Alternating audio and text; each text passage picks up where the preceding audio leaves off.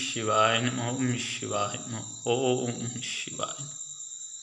মোৰ শ্ৰদ্ধাৰ অসমবাসী ৰাইজ, মই কেইটামান কথা ক'ম, সকলোৱে শুনিব মোৰ কথাখিনি।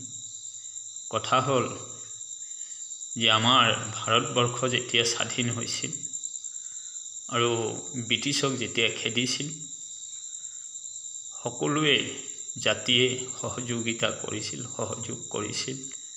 কিন্তু তাৰে মাজত আছিল এজন হিটলাৰ, তেওঁ হ'ল নেতাজী সুভাষ চন্দ্ৰ বোস আছিল।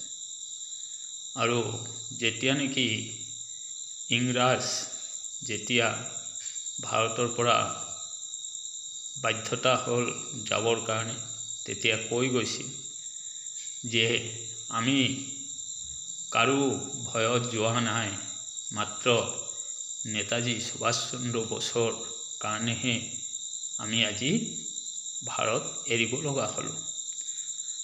আৰু মহাত্মা গান্ধীক কৈছিল ব্ৰিটিছ যোৱাৰ সময়ত যে লিখিত হিচাপত দিব লাগিব, চাইন কৰিব লাগিব যে নেতাজী সুভাষ চন্দ্ৰ বোস জিন্দা হ'লেও আমাক হাতত দিব লাগিব, আৰু মুৰ্দা হ'লেও মানে মৰিলেও আমাক মৰাটো হ'লেও দিব লাগিব।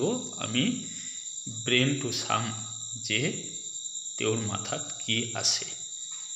তেতিয়া মহাত্মা গান্ধীয়ে চাইন কৰিছিল। কৰাৰ পিছত এই আজি জুবিন বাবাৰ কাৰণে যেনেকুৱা বিশ্বই এনেকুৱা মাত মাতিছে, তেতিয়া নেতাজী সুভাষ চন্দ্ৰ বোসৰ কাৰণে সকলোৱে মাত মাতিছিল যে এই কামটো কিয় মহাত্মা গান্ধীয়ে কৰিছিল।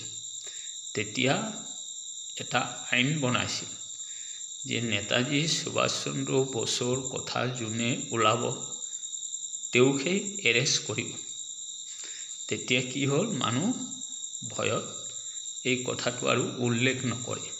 মানে কোনোবাই যদি কয় মনে মনে এজনক কয়, কিন্তু তেনেকুৱা প্ৰকাশ কৰিব নোৱাৰে। তে আজি এই কথাটো হয় বহুতেই মোৰ দেশবাসীয়ে নাজানে, আৰু আজি মই এই কথাটো কি কাৰণে ক'বলগীয়া হ'ল, মই বিজেপি চৰকাৰক বহুত ভাল পাওঁ।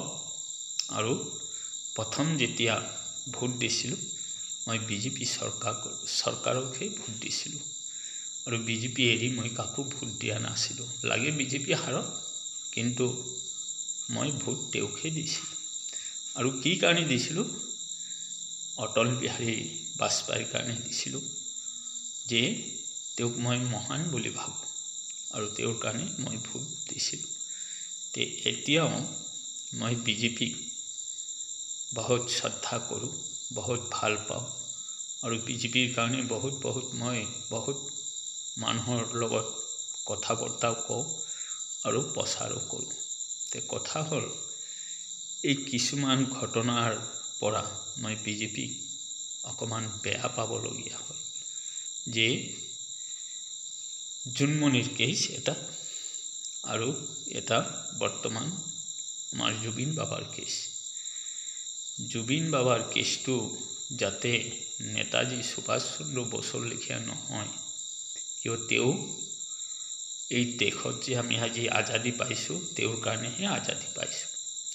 আৰু আমাৰ এই যে জুবিন বাবাই যিখিনি কাম কৰি গৈছে, সকলো ধৰ্ম জাতি একেলগে সামৰি গৈছে, সকলোৱে এটাই মাত দিছে তেওঁৰ কাৰণে। তেওঁ এজন ভগৱান আছিল, আৰু তেওঁৰ কথা যাতে ক'লে তেওঁলোকক যদি এৰেষ্ট কৰে, অত্যাচাৰ কৰে, তেতিয়াহ'লে মই ভাবিম যে সেই কংগ্ৰেছৰ সময়ত যেনেকুৱা নেতাজী সুভাষ চন্দ্ৰ বোসৰ কথা ক'লে এৰেষ্ট কৰিব বুলি কৈছিল, আৰু হয় কৰিছিলোঁ আমি নাজানো, কিন্তু এই কথাটো জানো যে তেওঁৰ মাত মাতিলে এৰেষ্ট হ'ব বুলি আমি শুনিছোঁ।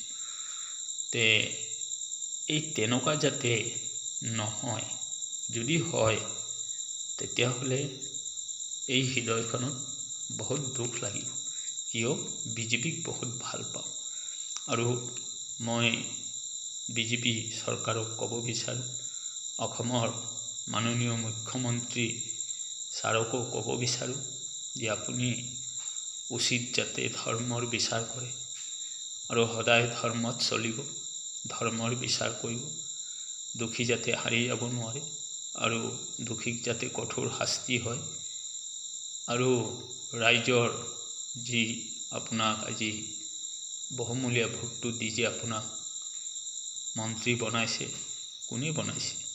ৰাইজৰ ভোটতেই পাইছে। তে ৰাইজ যাতে আকৌ আপোনাৰ লগত সকলোৱেই থাকে, সেই কামবোৰ আপুনি কৰিব। মানুহৰ ধন সম্পত্তি নাথাকে, আপুনি যিমানেই ধন ৰাখি যাওক, ধন কোনে খাব? কিন্তু সেই ভাল পোৱাটো ৰাখি যাব, যাতে চিৰজীৱন আপুনি গুচি গ'লেও আপোনাৰ নামটো যাতে লয়। যেনেকুৱা আজি জুবিন বাবাৰ কাৰণে সকলোৱে গোটেই বিশ্বই দুখ কৰিছে, কান্দিছে, যাতে তেনেকুৱা কৰ্মবোৰ হ'ব লাগে। এজন মুখ্যমন্ত্ৰীয়ে হওক, প্ৰধানমন্ত্ৰীয়ে হওক, যাতে দেশৰ কাম কৰে, যাতে সদায় তেওঁলোকৰ নাম লয়। আজি হয় মহাত্মা গান্ধীজী, হয় নেহৰুৰ নাম মই কিন্তু ভাল নাপাওঁ, কিয়? মই যে মূৰ্খ, লিখা পঢ়া নাই, নিজৰ নাম লিখিব নাজানো, কিন্তু তথাপিতো তেওঁলোকক মই ভাল নাপাওঁ।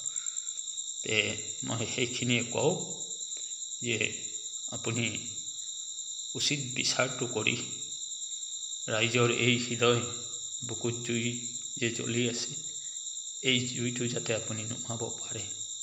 মই এইখিনি কৈ মই মাননীয় মুখ্যমন্ত্ৰী ছাৰকো শ্ৰদ্ধাৰ সেৱা জনাইছোঁ আৰু মোৰ দেশবাসী সকলোকে মই সেৱা জনাইছোঁ, যাতে শিৱ ভগৱানৰ চৰণৰ আশীৰ্বাদ, মা পাৰ্বতী মাৰ চৰণৰ আশীৰ্বাদ যাতে মোৰ দেশবাসীৰ মূৰত থাকে আৰু আমাৰ জুবিন বাবা যাতে আকৌ এই পৃথিৱীত আকৌ যাতে তেওঁ জন্মগ্ৰহণ কৰে বুলি মই ভগৱানৰ ওচৰত প্ৰাৰ্থনা কৰোঁ। ওম শিৱায় নমঃ, ওম শিৱায় নমঃ, ওম শিৱায় নমঃ, ওম শান্তি, ওম শান্তি, ওম শান্তি।